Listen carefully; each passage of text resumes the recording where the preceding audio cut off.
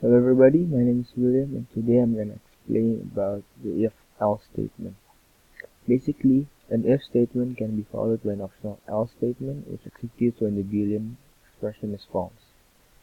What this means is if there's an instruction in the if statement, it will do such instruction, but if the answer is not true, then it will do something else.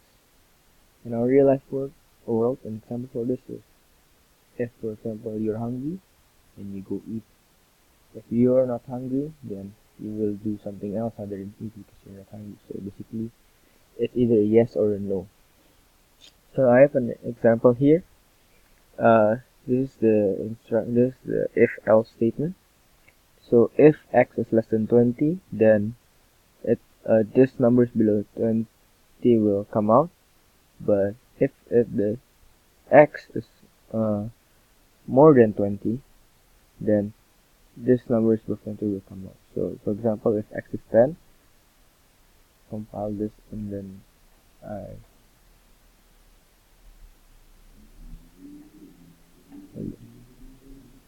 and I run this. So what will come out is this number is below 20. So if I change this one, for example, to 50, then what will come out is number is above 20. So the reason for this is I set the if statement to x is below 20. So any number above 20 and above will follow the else statement. So that will be all for my if else example. Thank you.